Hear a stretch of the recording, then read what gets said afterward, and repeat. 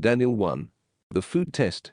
In the 3rd year of the reign of Jehoiakim, king of Judah, King Nebuchadnezzar of Babylon came and laid siege to Jerusalem. The Lord handed over to him Jehoiakim, king of Judah, and some of the vessels of the temple of God, which he carried off to the land of Shinar and placed in the temple treasury of his God. The king told Ishpenaz, his chief chamberlain, to bring in some of the Israelites, some of the royal line and of the nobility. They should be young men without any defect, handsome, proficient in wisdom, well-informed and insightful, such as could take their place in the king's palace. He was to teach them the language and literature of the Chaldeans. The king allotted them a daily portion of food and wine from the royal table. After 3 years' training they were to enter the king's service. Among these were Judeans, Daniel, Hananiah, Mishael, and Azariah. The chief chamberlain changed their names. Daniel to Belteshazzar, Hananiah to Shadrach, Mishael to Meshach, and Azariah to Abednego. But Daniel was resolved not to defile himself with the king's food or wine, so he begged the chief chamberlain to spare him this defilement. Though God had given Daniel the favor and sympathy of the chief chamberlain, he said to Daniel, I am afraid of my lord the king, who allotted your food and drink. If he sees that you look thinner in comparison to the other young men of your age, you will endanger my life with the king. Then Daniel said to the guardian whom the chief chamberlain had put in charge of Daniel, Hananiah, Mishael, and Azariah, please test your servants for 10 days. Let us be given vegetables to eat and water to drink. Then see how we look in comparison with the other young men who eat from the royal table, and treat your servants according to what you see. He agreed to this request, and tested them for 10 days. After 10 days they looked healthier and better fed than any of the young men who ate from the royal table. So the steward continued to take away the food and wine they were to receive, and gave them vegetables. To these 4 young men God gave knowledge and proficiency in all literature and wisdom, and to Daniel the understanding of all visions and dreams. At the end of the time the king had specified for their preparation, the chief chamberlain brought them before Nebuchadnezzar. When the king had spoken with all of them, none was found equal to Daniel, Hananiah, Mishael, and Azariah, and so they entered the king's service. In any question of wisdom or understanding which the king put to them, he found them 10 times better than any of the magicians and enchanters in his kingdom. Daniel remained there until the 1st year of King Cyrus. Daniel 2. Nebuchadnezzar's dream. In the 2nd year of his reign, King Nebuchadnezzar had a dream which left his spirit no rest and robbed him of his sleep. So he ordered that the magicians, enchanters, sorcerers, and Chaldeans be summoned to interpret the dream for him. When they came and presented themselves to the king, he said to them, I had a dream which will allow my spirit no rest until I know what it means. The Chaldeans answered the king in Aramaic, O king, live forever. Tell your servants the dream and we will give its meaning. The king answered the Chaldeans, This is what I have decided. Unless you tell me the dream and its meaning, you shall be cut to pieces and your houses made into a refuse heap. But if you tell me the dream and its meaning, you shall receive from me gifts and presents and great honors. Therefore tell me the dream and its meaning. Again they answered, Let the king tell his servants the dream, and we will give its meaning. But the king replied, I know for certain that you are bargaining for time, since you know what I have decided. If you do not tell me the dream, there can be but one decree for you. You have conspired to present a false and deceitful interpretation to me until the crisis is past. Tell me the dream, therefore, that I may be sure that you can also give its correct interpretation. The Chaldeans answered the king, There is not a man on earth who can do what you ask, O king. Never has any king, however great and mighty, asked such a thing of any magician, enchanter, or Chaldean. What you demand, O king, is too difficult. There is no one who can tell it to the king except the gods, who do not dwell among people of flesh. At this the king became violently angry and ordered all the wise men of Babylon to be put to death. When the decree was issued that the wise men should be slain, Daniel and his companions were also sought out. Then Daniel prudently took counsel with Arioch, the chief of the king's guard, who had set out to kill the wise men of Babylon. He asked Arioch, the officer of the king, what is the reason for this harsh order from the king? When Arioch told him, Daniel went and asked for time from the king, that he might give him the interpretation.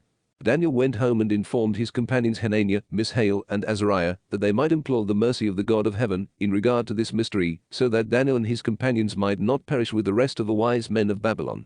During the night the mystery was revealed to Daniel in a vision, and he blessed the God of heaven. Blessed be the name of God forever and ever. For wisdom and power are his. He causes the changes of the times and seasons, establishes kings and deposes them. He gives wisdom to the wise, and knowledge to those who understand. He reveals deep and hidden things, and knows what is in the darkness. For the light dwells with him. To you, God of my ancestors, I give thanks and praise, because you have given me wisdom and power. Now you have shown me what we asked of you. You have made known to us the king's dream. So Daniel went to Arioch, whom the king had appointed to destroy the wise men of Babylon, and said to him, Do not put the wise men of Babylon to death. Bring me before the king, and I will tell him the interpretation of the dream.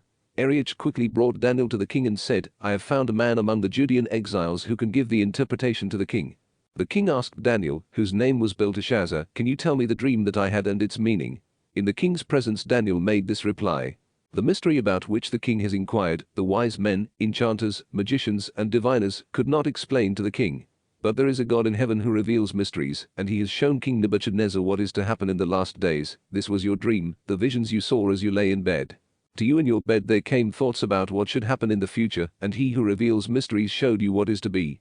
To me also this mystery has been revealed, not that I am wiser than any other living person, but in order that its meaning may be made known to the king, that you may understand the thoughts of your own mind.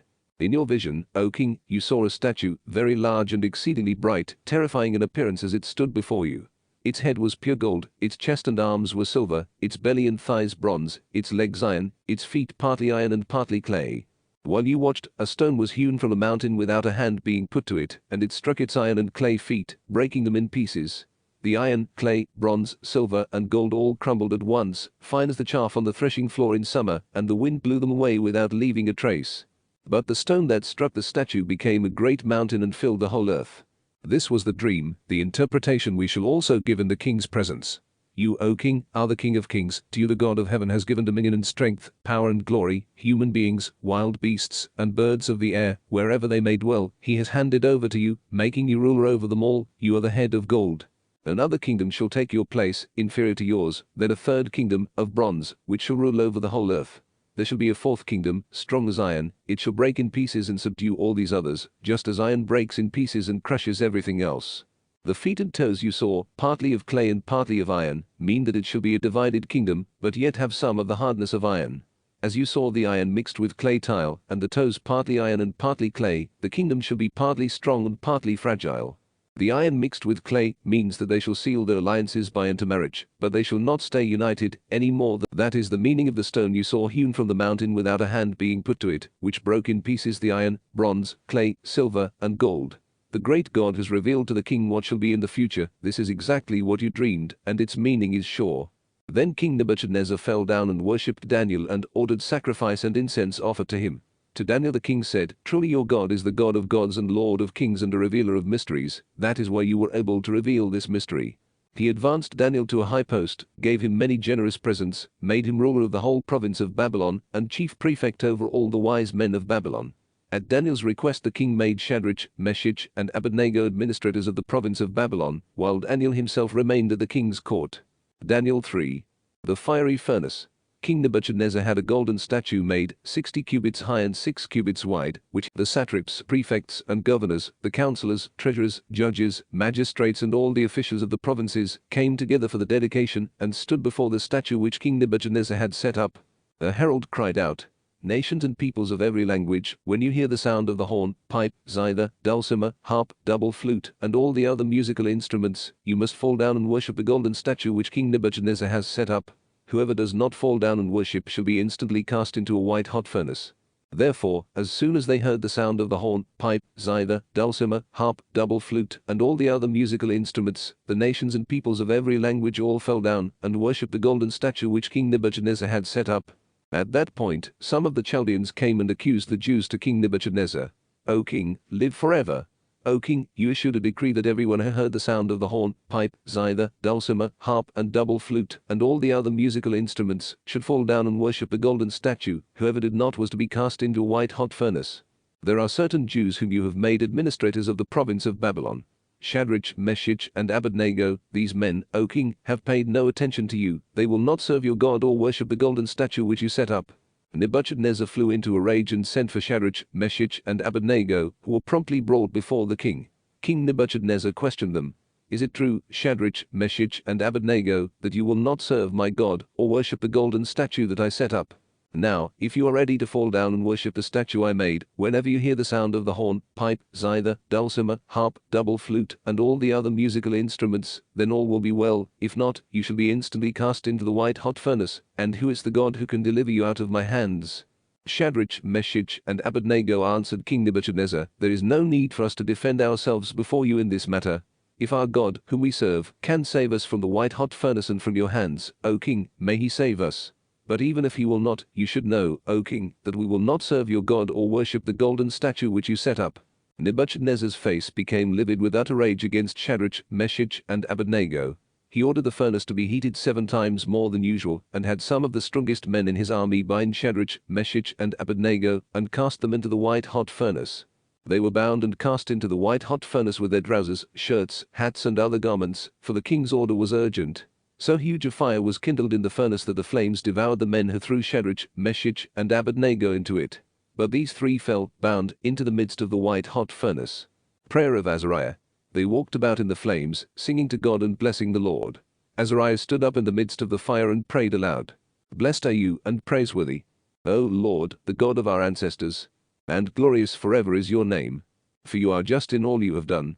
All your deeds are faultless, all your ways right, and all your judgments proper. You have executed proper judgments in all that you have brought upon us, and upon Jerusalem, the holy city of our ancestors. By a proper judgment you have done all this, because of our sins, for we have sinned and transgressed, by departing from you, and we have done every kind of evil. Your commandments we have not heeded or observed, nor have we done as you ordered us for our good. Therefore all you have brought upon us, all you have done to us, you have done by a proper judgment. You have handed us over to our enemies, lawless and hateful rebels, to an unjust king, the worst in all the world. Now we cannot open our mouths. Shame and reproach have come upon us, your servants, who revere you. For your name's sake, do not deliver us up forever, or make void your covenant. Do not take away your mercy from us. For the sake of Abraham, your beloved, Isaac your servant, and Israel your Holy One, to whom you promised to multiply their offspring, like the stars of heaven, or the sand on the shore of the sea. For we are reduced, O Lord, beyond any other nation, brought low everywhere in the world this day, because of our sins.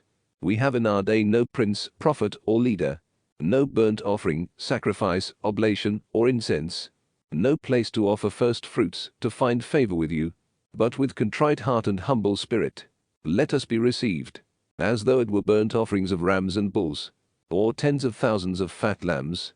So let our sacrifice be in your presence today, and find favor before you. For those who trust in you cannot be put to shame. And now we follow you with our whole heart. We fear you and we seek your face. Do not put us to shame, but deal with us in your kindness and great mercy. Deliver us in accord with your wonders, and bring glory to your name, O Lord. Let all those be put to shame, who inflict evils on your servants. Let them be shamed and powerless, and their strength broken. Let them know that you alone are the Lord God, glorious over the whole world. Now the king's servants who had thrown them in continued to stoke the furnace with naphtha, pitch, tow, and brush. The flames rose 49 cubits above the furnace and spread out, burning the Chaldeans that had caught around the furnace. But the angel of the Lord went down into the furnace with Azariah and his companions, drove the fiery flames out of the furnace, and made the inside of the furnace as though a dew-laden breeze were blowing through it. The fire in no way touched them or caused them pain or harm. Then these 3 in the furnace with one voice sang, glorifying and blessing God. Blessed are you, O Lord, the God of our ancestors, praiseworthy and exalted above all forever, and blessed is your holy and glorious name, praiseworthy and exalted above all for all ages. Blessed are you in the temple of your holy glory, praiseworthy and glorious above all forever. Blessed are you on the throne of your kingdom, praiseworthy and exalted above all forever. Blessed are you who look into the depths, from your throne upon the cherubim, praiseworthy and exalted above all forever. Blessed are you in the firmament of heaven, praiseworthy and glorious forever. Bless the Lord, all you works of the Lord. Praise and exalt him above all forever. Angels of the Lord, bless the Lord. Praise and exalt him above all forever. You heavens, bless the Lord. Praise and exalt him above all forever. All you waters above the heavens, bless the Lord. Praise and exalt him above all forever. All you powers, bless the Lord. Praise and exalt him above all forever. Sun and moon, bless the Lord. Praise and exalt him above all forever. Stars of heaven, bless the Lord.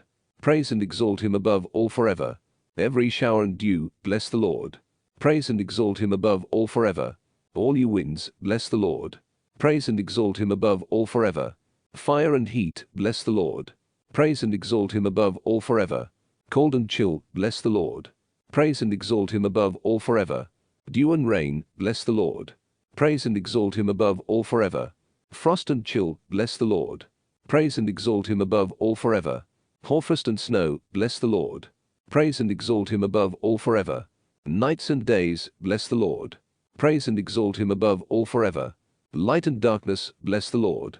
Praise and exalt him above all forever. Lightnings and clouds, bless the Lord. Praise and exalt him above all forever. Let the earth bless the Lord. Praise and exalt him above all forever. Mountains and hills, bless the Lord. Praise and exalt him above all forever. Everything growing on earth, bless the Lord. Praise and exalt him above all forever. You springs, bless the Lord. Praise and exalt him above all forever. Seas and rivers, bless the Lord. Praise and exalt him above all forever. You sea monsters and all water creatures, bless the Lord. Praise and exalt him above all forever. All you birds of the air, bless the Lord. Praise and exalt him above all forever. All you beasts, wild and tame, bless the Lord. Praise and exalt him above all forever. All you mortals, bless the Lord. Praise and exalt him above all forever. O Israel, bless the Lord. Praise and exalt him above all forever. Priests of the Lord, bless the Lord. Praise and exalt him above all forever. Servants of the Lord, bless the Lord. Praise and exalt him above all forever. Spirits and souls of the just, bless the Lord. Praise and exalt him above all forever. Holy and humble of heart, bless the Lord. Praise and exalt him above all forever. Hananiah, Azariah, Mishael, bless the Lord. Praise and exalt him above all forever. For he has delivered us from Sheol, and saved us from the power of death. He has freed us from the raging flame, and delivered us from the fire. Give thanks to the Lord, who is good, whose mercy endures forever. Bless the God of gods, all you who fear the Lord. Praise and give thanks, for his mercy endures forever. Deliverance from the furnace. Then King Nebuchadnezzar was startled and rose in haste, asking his counselors, Did we not cast 3 men bound into the fire? Certainly, O king, they answered. But he replied, I see 4 men unbound and unhurt, walking in the fire, and the 4th looks like a son of God. Then Nebuchadnezzar came to the opening of the white-hot furnace and called, Shadrach, Meshach, and Abednego, servants of the Most High God, come out. Thereupon Shadrach, Meshach, and Abednego came out of the fire. When the satraps, prefects, governors, and counselors of the king came together, they saw that the fire had no power over the bodies of these men, not a hair of their heads had been singed, nor were their garments altered, there was not even a smell of fire about them. Nebuchadnezzar exclaimed, Blessed be the God of Shadrach, Meshach, and Abednego, who sent his angel to deliver the servants that trusted in him. They disobeyed the royal command and yielded their bodies, rather than serve or worship any god, except their own God. Therefore I decree for nations and peoples of every language that whoever blasphemes the God of Shadrach, Meshach, and Abednego shall be cut to pieces, and his house made into a refuse heap. For there is no other God who can rescue like this. Then the king promoted Shadrach, Meshach, and Abednego in the province of Babylon. King Nebuchadnezzar to the nations and peoples of every language, wherever they dwell on earth. May your peace abound. It has seemed good to me to publish the signs and wonders which the Most High God has accomplished in my regard. How great are his signs, how mighty his wonders. His kingship is an everlasting kingship, and his dominion endures through all generations. Daniel 4. Nebuchadnezzar's madness. I, Nebuchadnezzar, was at home in my palace, content and prosperous. I had a terrifying dream as I lay in bed, and the images and my visions frightened me. So I issued a decree that all the wise men of Babylon should be brought before me to give the interpretation of the dream. When the magicians, enchanters, Chaldeans, and diviners had come in, I related the dream before them, but none of them could tell me its meaning. Finally there came before me Daniel, whose name is Belteshazzar after the name of my God, and in whom is a spirit of the holy gods. I repeated the dream to him. Belteshazzar, chief of the magicians, I know that a spirit of the holy gods is in you, and no mystery is too difficult for you. This is the dream that I saw, tell me its meaning. These were the visions I saw while in bed. I saw a tree of great height at the center of the earth. It was large and strong, with its top touching the heavens, and it could be seen to the ends of the earth. Its leaves were beautiful, its fruit abundant, providing food for all. Under it the wild beasts found shade, in its branches the birds of the air nested, all flesh ate of it. In the vision I saw while in bed, a holy watcher came down from heaven and cried aloud in these words. Cut down the tree and lop off its branches. Strip off its leaves and scatter its fruit. Let the beasts flee from beneath it, and the birds from its branches. But leave its stump in the earth, bound with iron and bronze. Let him be fed with the grass of the field, and bathed with the dew of heaven. Let his lot be with the beasts in the grass of the earth. Let his mind be changed from a human one. Let the mind of a beast be given him, till 7 years pass over him. By decree of the watchers is this proclamation, by order of the holy ones, this sentence, that all who live may know, that the Most High is sovereign over human kingship, giving it to whom he wills, and setting it over the lowliest of mortals. This is the dream that I, King Nebuchadnezzar, had. Now, Belteshazzar, tell me its meaning. None of the wise men in my kingdom can tell me the meaning, but you can, because the spirit of the holy gods is in you. Then Daniel, whose name was Belteshazzar, was appalled for a time, dismayed by his thoughts. Belteshazzar the king said to him, "Do not let the dream or its meaning dismay you." My lord Belteshazzar replied, "May this dream be for your enemies, and its meaning for your foes.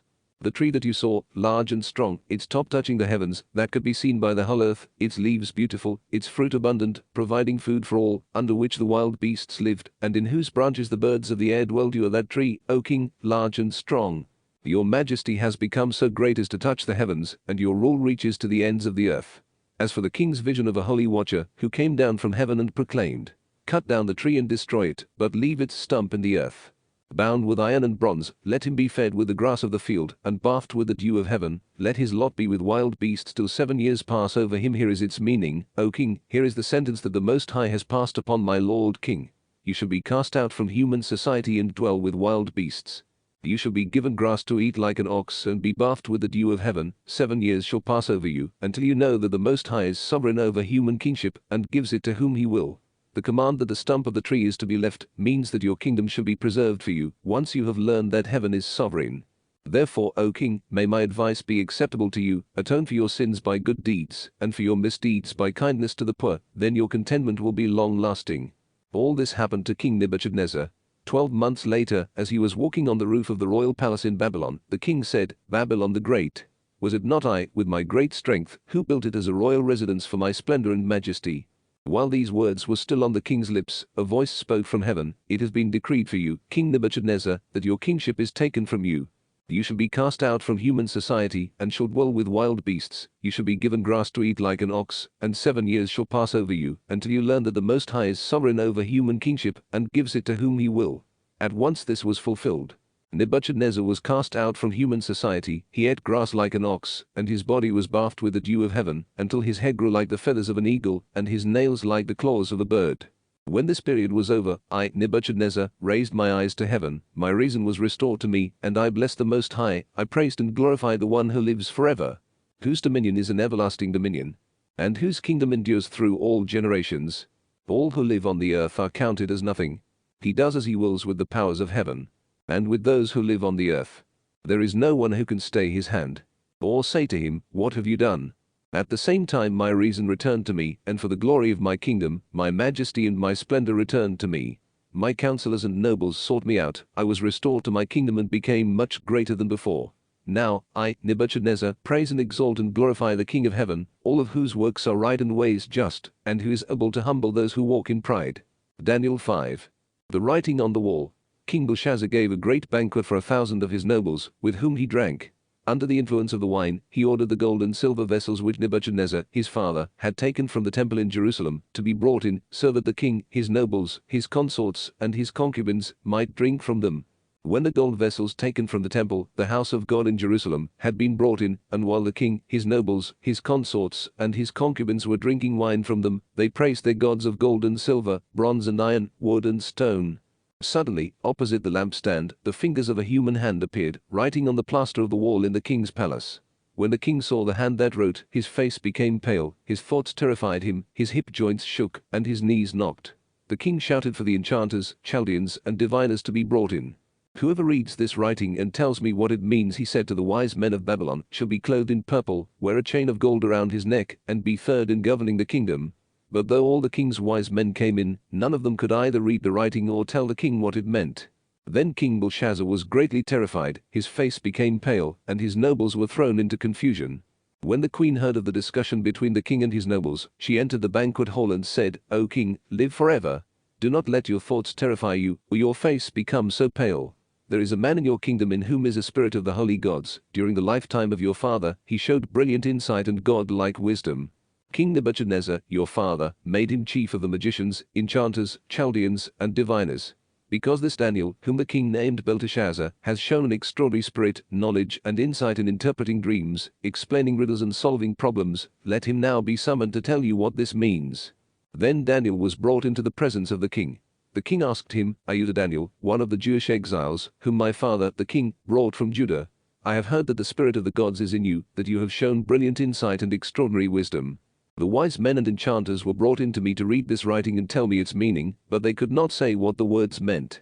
But I have heard that you can give interpretations and solve problems. Now, if you are able to read the writing and tell me what it means, you shall be clothed in purple, wear a chain of gold around your neck, and be third in governing the kingdom."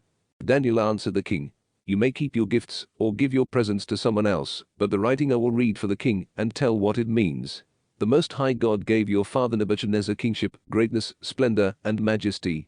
Because he made him so great, the nations and peoples of every language dreaded and feared him. Whomever he willed, he would kill or let live, whomever he willed, he would exalt or humble. But when his heart became proud and his spirit hardened by insolence, he was put down from his royal throne and deprived of his glory. He was cast out from human society, and his heart was made like that of a beast. He lived with wild asses, and ate grass like an ox. His body was bathed with the dew of heaven, until he learned that the Most High God is sovereign over human kingship, and sets over it whom he will. You, his son, Belshazzar, have not humbled your heart, though you knew all this. You have rebelled against the Lord of heaven. You had the vessels of his temple brought before you, so that you and your nobles, your consorts and your concubines, might drink wine from them, and you praised the gods of silver and gold, bronze and iron, wood and stone, that neither see nor hear nor have intelligence. But the God in whose hand is your very breath and the whole course of your life, you did not glorify. By him was the hand sent, and the writing set down. This is the writing that was inscribed.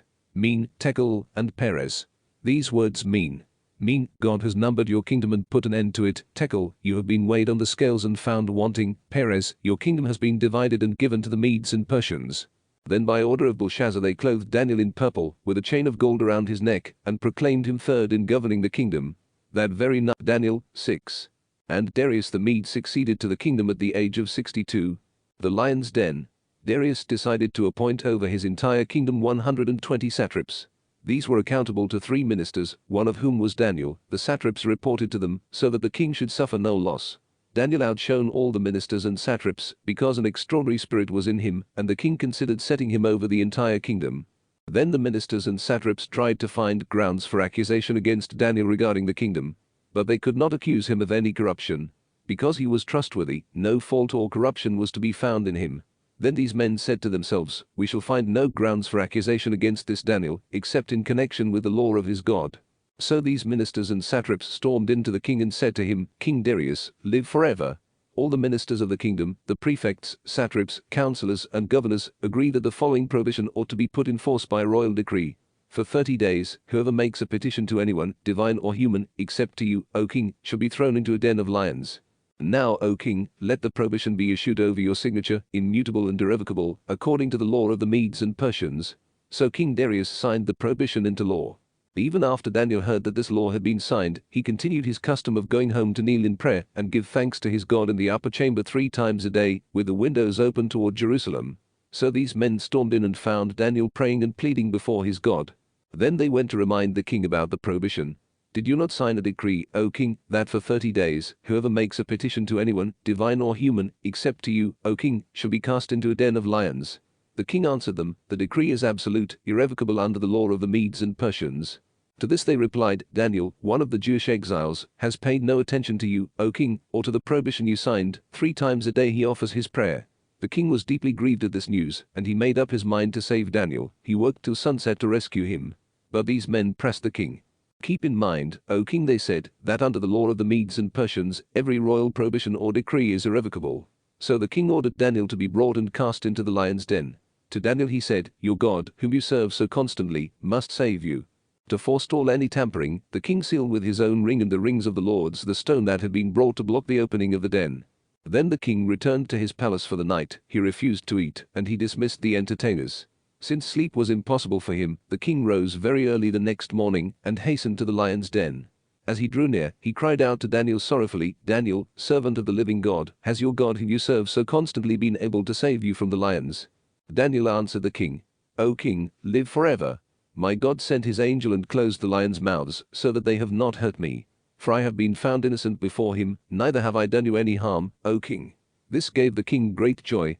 At his order Daniel was brought up from the den. He was found to be unharmed because he trusted in his God.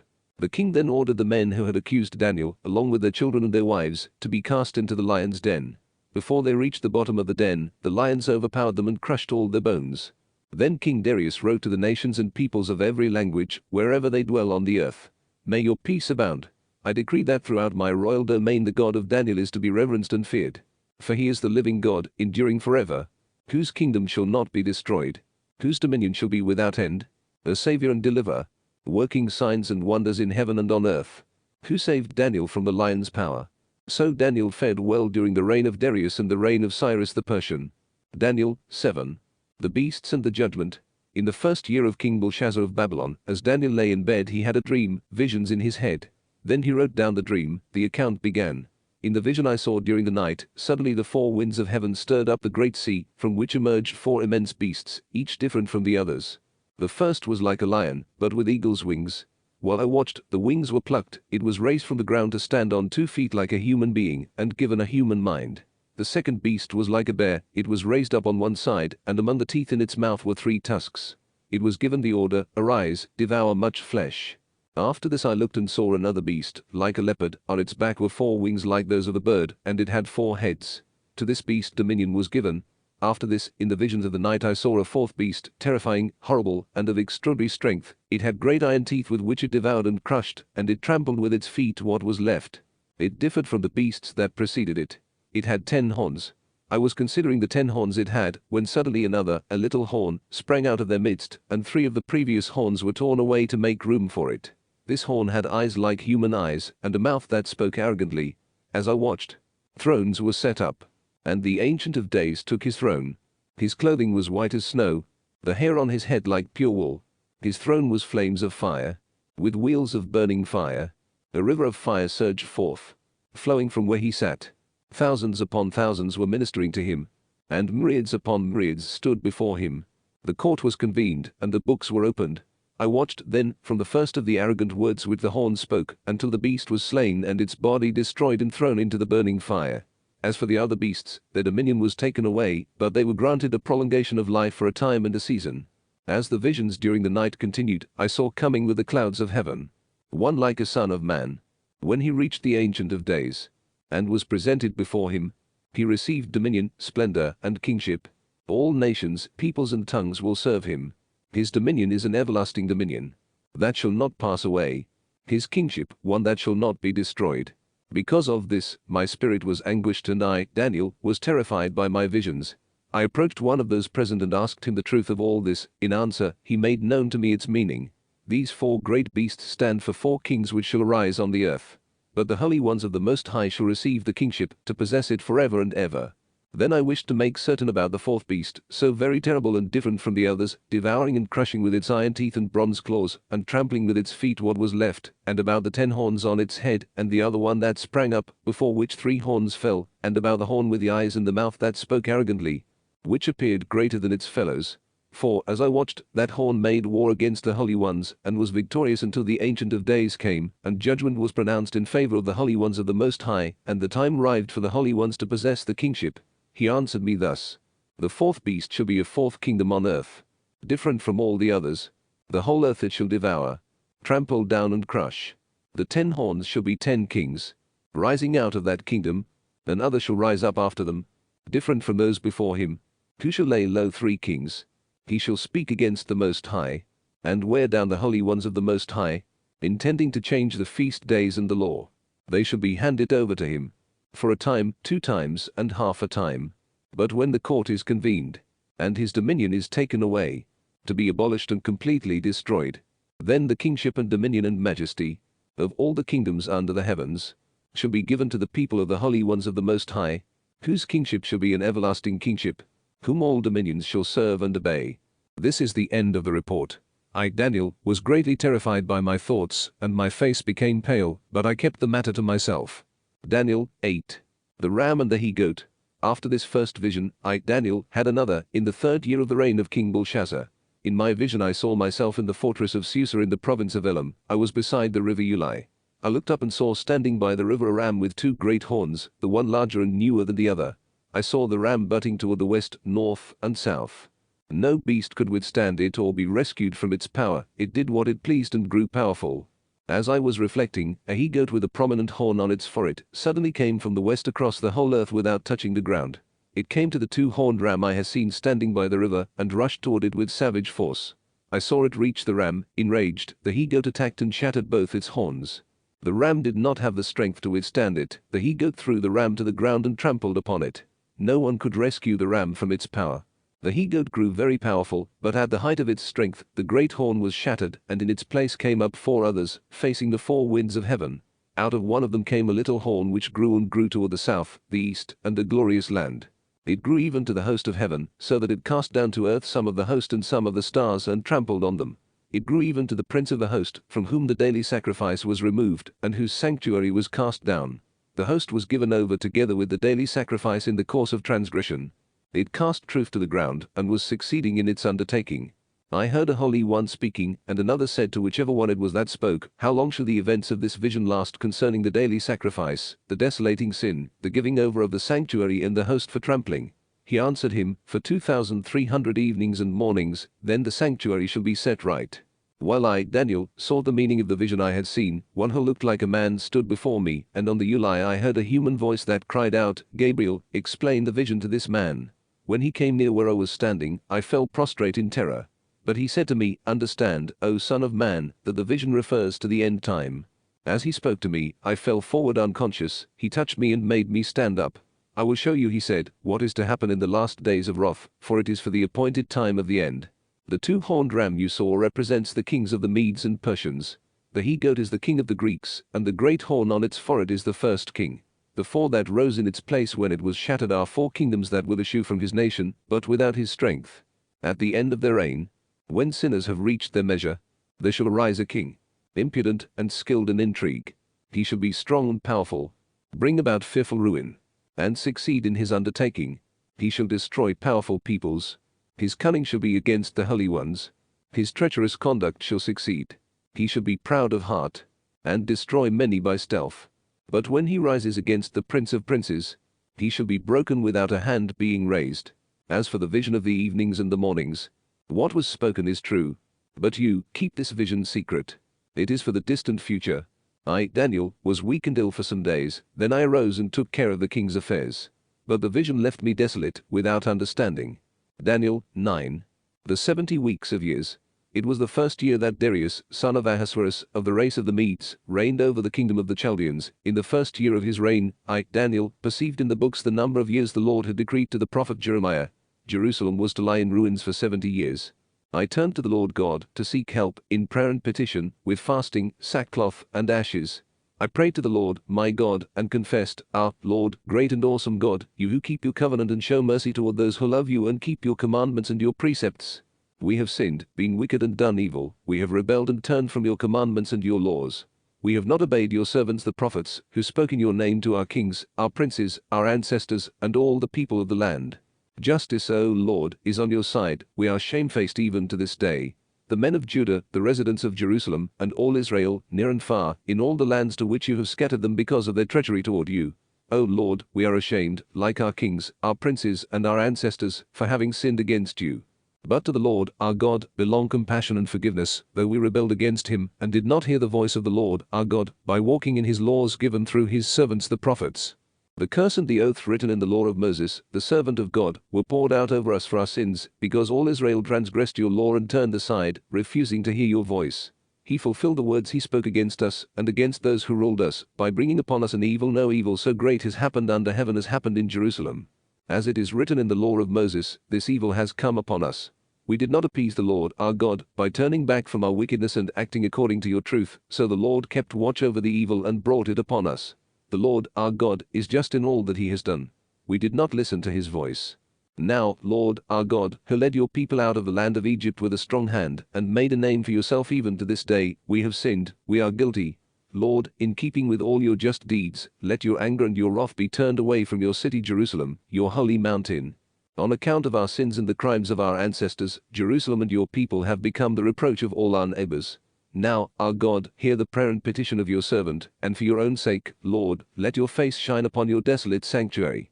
Give ear, my God, and listen, open your eyes and look upon our desolate city, upon which your name is invoked. When we present our petition before you, we rely not on our just deeds, but on your great mercy. Lord, hear. Lord, pardon. Lord, be attentive and act without delay, for your own sake, my God, because your name is invoked upon your city and your people. I was still praying to the Lord, my God, confessing my sin and the sin of my people Israel, presenting my petition concerning the holy mountain of my God. I was still praying, when the man, Gabriel, whom I had seen in vision before, came to me in flight at the time of the evening offering. He instructed me in these words: Daniel, I have now come to give you understanding. When you began your petition, an answer was given which I have come to announce, because you are beloved. Therefore, mark the answer and understand the vision. 70 weeks are decreed for your people and for your holy city. Then transgression will stop and sin will end. Guilt will be expiated. Everlasting justice will be introduced. Vision and prophecy ratified. And the Holy of Holies will be anointed. Know and understand, from the utterance of the word, that Jerusalem was to be rebuilt. Until there is an anointed ruler, there shall be 7 weeks. In the course of 62 weeks, it shall be rebuilt, with squares and trenches, in time of affliction. After the 62 weeks, an anointed one shall be cut down, with no one to help him, and the people of a leader who will come shall destroy the city and the sanctuary. His end shall come in a flood. Until the end of the war which is decreed, there will be desolation. For 1 week he shall make a firm covenant with the many. Half the week he shall abolish sacrifice and offering. In their place shall be the desolating abomination, until the ruin that is decreed is poured out upon the desolator. Daniel 10. An angelic vision. In the 3rd year of Cyrus, king of Persia, a revelation was given to Daniel, who had been named Belteshazzar. The revelation was certain. A great war. He understood this from the vision. In those days, I, Daniel, mourned 3 full weeks. I ate no savory food, took no meat or wine, and did not anoint myself at all until the end of the 3 weeks. On the 24th day of the 1st month I was on the bank of the great river, the Tigris.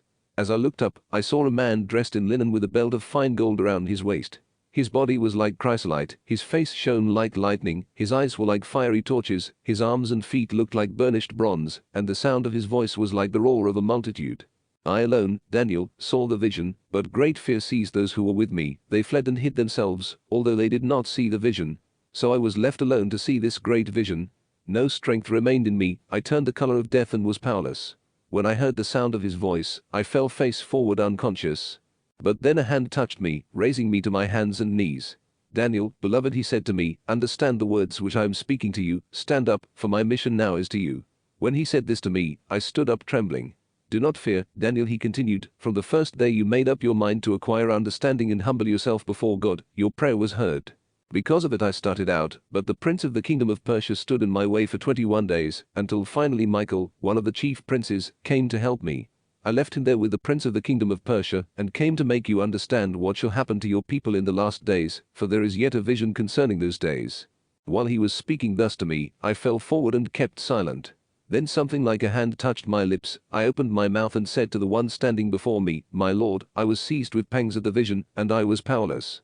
How can my lord's servant speak with you, my lord? For now no strength or even breath is left in me. The one who looked like a man touched me again and strengthened me, saying, do not fear, beloved. Peace. Take courage and be strong. When he spoke to me, I grew strong and said, speak, my lord, for you have strengthened me. Do you know, he asked, why I have come to you? Soon I must fight the prince of Persia again. When I leave, the prince of Greece will come, but I shall tell you what is written in the book of truth. No one supports me against these except Michael, your prince, and in the 1st year of Darius the Mede I stood to strengthen him and be his refuge. Daniel 11. The Hellenistic age. Now I shall tell you the truth. 3 kings of Persia are yet to appear, and a 4th shall acquire the greatest riches of all. Strengthened by his riches, he shall stir up all kingdoms, even that of Greece. But a powerful king shall appear and rule with great might, doing as he wills. No sooner shall he appear than his kingdom shall be broken and divided in 4 directions under heaven, but not among his descendants or in keeping with his mighty rule, for his kingdom shall be torn to pieces and belong to others. The king of the south shall grow strong, but one of his princes shall grow stronger still and govern a domain greater than his. After some years they shall become allies. The daughter of the king of the south shall come to the king of the north to carry out the alliance. But she shall not retain power, and his offspring shall not survive, and she shall be given up, together with those who brought her, her son, and her supporter in due time. A descendant of her line shall succeed to his place, and shall come against the army, enter the stronghold of the king of the north, attack and conquer them. Even their gods, with their molten images and their precious vessels of silver and gold, he shall carry away as spoils of war into Egypt. For years he shall have nothing to do with the king of the north. Then the latter shall invade the land of the king of the south, and return to his own country. But his sons shall be aroused and assemble a great armed host, which shall pass through like a flood, and again surge around the stronghold. The king of the south, enraged, shall go out to fight against the king of the north, who shall field a great host, but the host shall be given into his hand. When the host is carried off, in the pride of his heart, he shall bring down tens of thousands, but he shall not triumph. For the king of the north shall raise another army, greater than before. After some years he shall attack with this large army and great resources. In those times many shall resist the king of the south, and violent ones among your people shall rise up in fulfillment of vision, but they shall stumble. When the king of the north comes, he shall set up siege works and take the fortified city by storm. The forces of the south shall not withstand him, and not even his picked troops shall have the strength to withstand. The invader shall do as he wills, with no one to withstand him. He shall stop in the glorious land, and it shall all be in his power. He shall resolve to come with the entire strength of his kingdom. He shall make an alliance with him and give him a daughter in marriage in order to destroy him, but this shall not stand. He shall turn to the coastland and take many prisoners, but a commander shall put an end to his shameful conduct, so that he cannot retaliate. He shall turn to the strongholds of his own land, but shall stumble and fall, to be found no more. In his stead one shall arise who will send a collector of tribute through the glorious kingdom, but he shall soon be destroyed, though not in conflict or in battle. There shall rise in his place a despicable person, to whom the royal insignia shall not be given. He shall enter by stealth and seize the kingdom by fraud.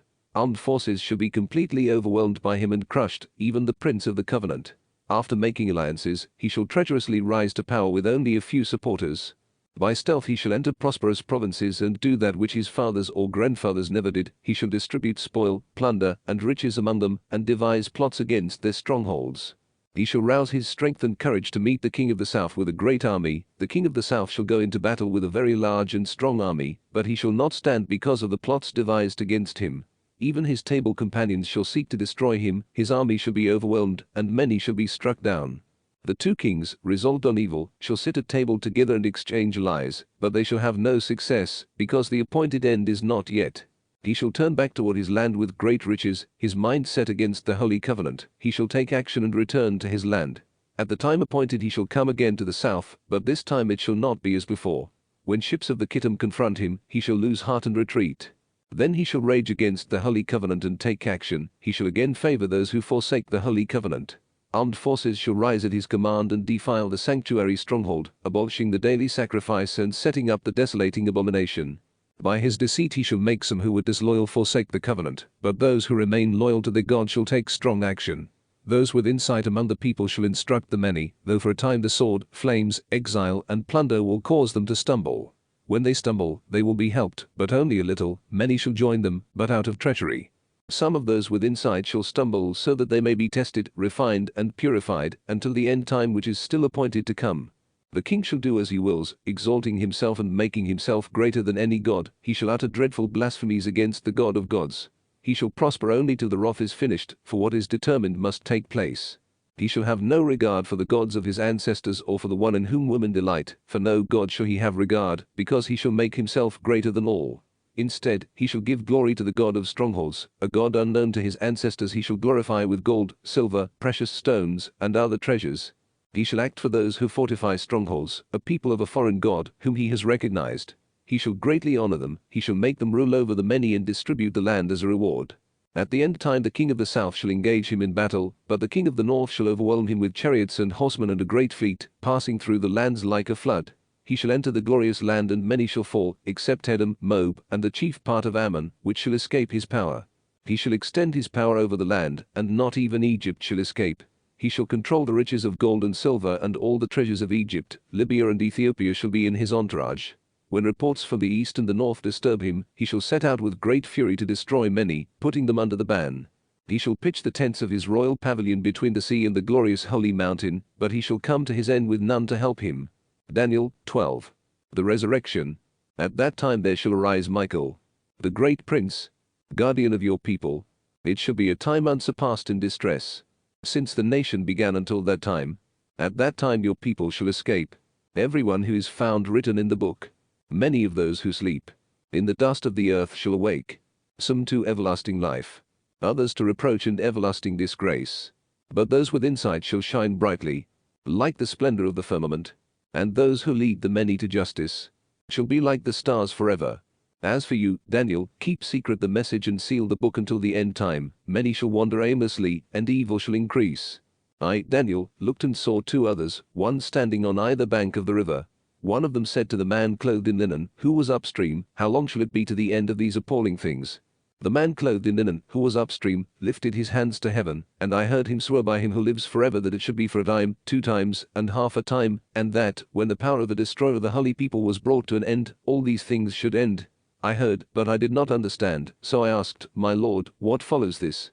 Go, Daniel, he said, because the words are to be kept secret and sealed until the end time. Many shall be refined, purified, and tested, but the wicked shall prove wicked. The wicked shall have no understanding, but those with insight shall. From the time that the daily sacrifice is abolished and the desolating abomination is set up, there shall be 1,290 days. Blessed are they who have patience and persevere for the 1,335 days. Go, take your rest, you shall rise for your reward at the end of days. Daniel 13. Susanna. In Babylon there lived a man named Joachim, who married a very beautiful and God-fearing woman, Susanna, the daughter of Hilkiah. Her parents were righteous and had trained their daughter according to the law of Moses. Joachim was very rich and he had a garden near his house. The Jews had recourse to him often because he was the most respected of them all. That year 2 elders of the people were appointed judges, of whom the Lord said, Lawlessness has come out of Babylon, that is, from the elders who were to govern the people as judges. These men, to whom all brought their cases, frequented the house of Joachim. When the people left at noon, Susanna used to enter her husband's garden for a walk. When the elders saw her enter every day for her walk, they began to lust for her. They perverted their thinking, they would not allow their eyes to look to heaven, and did not keep in mind just judgments. Though both were enamored of her, they did not tell each other their trouble, for they were ashamed to reveal their lustful desire to have her. Day by day they watched eagerly for her. One day they said to each other, Let us be off for home, it is time for the noon meal. So they went their separate ways. But both turned back and arrived at the same spot.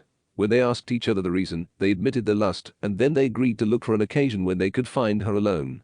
One day, while they were waiting for the right moment, she entered as usual, with 2 maids only, wanting to bath in the garden, for the weather was warm. Nobody else was there except the 2 elders, who had hidden themselves and were watching her. Bring me oil and soap, she said to the maids, and shut the garden gates while I bath. They did as she said. They shut the garden gates and left by the side gate to fetch what she had ordered, unaware that the elders were hidden inside. As soon as the maids had left, the 2 old men got up and ran to her. Look, they said, the garden doors are shut, no one can see us, and we want you. So give in to our desire, and lie with us. If you refuse, we will testify against you that a young man was here with you, and that is why you sent your maids away. I am completely trapped, Susanna groaned. If I yield, it will be my death. If I refuse, I cannot escape your power.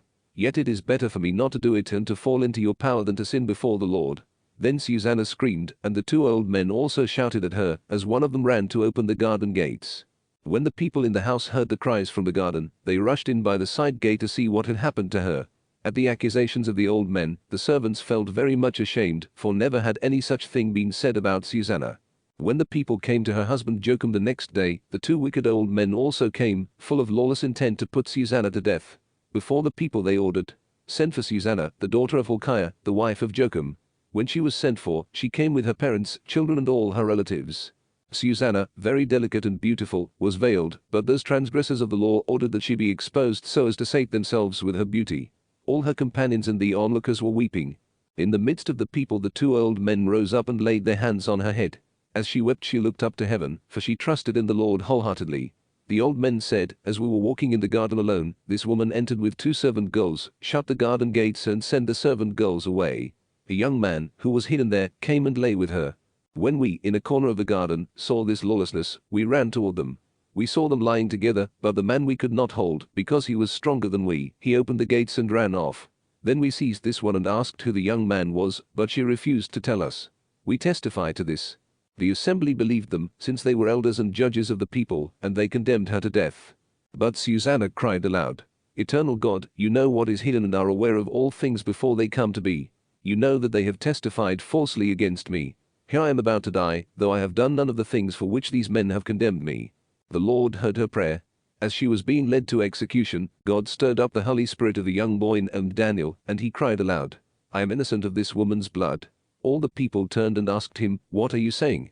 He stood in their midst and said, Are you such fools, you Israelites, to condemn a daughter of Israel without investigation and without clear evidence? Return to court, for they have testified falsely against her. Then all the people returned in haste. To Daniel the elders said, "Come, sit with us and inform us, since God has given you the prestige of old age." But he replied, "Separate these two far from one another, and I will examine them." After they were separated from each other, he called one of them and said, "How you have grown evil with age. Now have your past sins come to term, passing unjust sentences, condemning the innocent, and freeing the guilty, although the Lord says, 'The innocent and the just you shall not put to death.' Now, then, if you were a witness, tell me under what tree you saw them together." "Under a mastic tree," he answered. "Your fine lie has cost you your head," said Daniel, "for the angel of God has already received the sentence from God, and shall split you in two." Putting him to one side, he ordered the other one to be brought. "Offspring of Canaan, not of Judah," Daniel said to him, "beauty has seduced you, lust has perverted your heart. This is how you acted with the daughters of Israel, and in their fear they yielded to you, but a daughter of Judah did not tolerate your lawlessness. Now, then, tell me under what tree you surprised them together." "Under an oak," he said. "Your fine lie has cost you also your head," said Daniel, "for the angel of God waits with a sword to cut you in two, so as to destroy you both." The whole assembly cried aloud, blessing God who saves those who hope in him. They rose up against the two old men, for by their own words, Daniel had convicted them of bearing false witness. They condemned them to the fate they had planned for their neighbor. In accordance with the law of Moses they put them to death. Thus was innocent blood spared that day. Hilkiah and his wife praised God for their daughter Susanna, with Joachim her husband and all her relatives, because she was found innocent of any shameful deed. And from that day onward Daniel was greatly esteemed by the people. Daniel 14. Bel and the dragon. After King Astyages was gathered to his ancestors, Cyrus the Persian succeeded to his kingdom. Daniel was a companion of the king and was held in higher honor than any of the friends of the king. The Babylonians had an idol called Bel, and every day they provided for it 6 bushels of fine flour, 40 sheep, and 6 measures of wine. The king revered it and went every day to worship it, but Daniel worshipped only his God. When the king asked him, "Why do you not worship Bel?" Daniel replied, "Because I do not revere idols made with hands, but only the living God who made heaven and earth, and has dominion over all flesh." Then the king continued, "You do not think Bel is a living God? Do you not see how much he eats and drinks every day?" Daniel began to laugh. "Do not be deceived, O king," he said, "it is only clay inside and bronze outside, it has never eaten or drunk anything." Enraged, the king called his priests and said to them, "Unless you tell me who it is that consumes these provisions, you shall die. But if you can show that Bel consumes them, Daniel shall die for blaspheming Bel." Daniel said to the king, "Let it be as you say." There were 70 priests of Bel, besides their wives and children. When the king went with Daniel into the temple of Bel, the priests of Bel said, "See, we are going to leave. You, O king, set out the food and prepare the wine, then shut the door and seal it with your ring. If you do not find that Bel has eaten it all when you return in the morning, we are to die, otherwise Daniel shall die for his lies against us." They were not perturbed, because under the table they had made a secret entrance through which they always came in to consume the food. After they departed, the king set the food before Bel, while Daniel ordered his servants to bring some ashes, which they scattered through the whole temple. The king alone was present. Then they went outside, sealed the closed door with the king's ring, and departed. The priests entered that night as usual, with their wives and children, and they ate and drank everything. Early the next morning, the king came with Daniel. "Are the seals unbroken, Daniel?" he asked. And Daniel answered, "They are unbroken, O king." As soon as he had opened the door, the king looked at the table and cried aloud, "You are great, O Bel, there is no deceit in you." But Daniel laughed and kept the king from entering. He said, "Look at the floor and consider whose footprints these are." "I see the footprints of men, women, and children," said the king. In his wrath the king arrested the priests, their wives, and their children. They showed him the secret door by which they used to enter to consume what was on the table. The king put them to death, and handed Bel over to Daniel, who destroyed it and its temple. There was a great dragon which the Babylonians revered. The king said to Daniel, "You cannot deny that this is a living God, so worship it." But Daniel answered, "I worship the Lord, my God, for he is the living God. Give me permission, O king, and I will kill this dragon without sword or club." "I give you permission," the king said. Then Daniel took some pitch, fat, and hair. These he boiled together and made into cakes. He put them into the mouth of the dragon, and when the dragon ate them, he burst. "This," he said, "is what you revered." When the Babylonians heard this, they were angry and turned against the king. "The king has become a Jew," they said. "He has destroyed Bel, killed the dragon, and put the priests to death." They went to the king and demanded, "Hand Daniel over to us, or we will kill you and your family." When he saw himself threatened with violence, the king was forced to hand Daniel over to them. They threw Daniel into a lion's den, where he remained 6 days. In the den were 7 lions. 2 carcasses and 2 sheep had been given to them daily, but now they were given nothing, so that they would devour Daniel. The prophet Habakkuk was in Judea. He mixed some bread in a bowl with the stew he had boiled and was going to bring it to the reapers in the field when an angel of the Lord told him, "Take the meal you have to Daniel in the lion's den at Babylon." But Habakkuk answered, "Sir, I have never seen Babylon, and I do not know the den." The angel of the Lord seized him by the crown of his head and carried him by the hair. With the speed of the wind, he set him down in Babylon above the den. "Daniel, Daniel," cried Habakkuk, "take the meal God has sent you." "You have remembered me, O God," said Daniel. "You have not forsaken those who love you." So Daniel ate, but the angel of God at once brought Habakkuk back to his own place. On the 7th day the king came to mourn for Daniel. As he came to the den and looked in, there was Daniel, sitting there. The king cried aloud, "You are great, O Lord, the God of Daniel, and there is no other besides you." He brought Daniel out, but those who had tried to destroy him he threw into the den, and they were devoured in a moment before his eyes.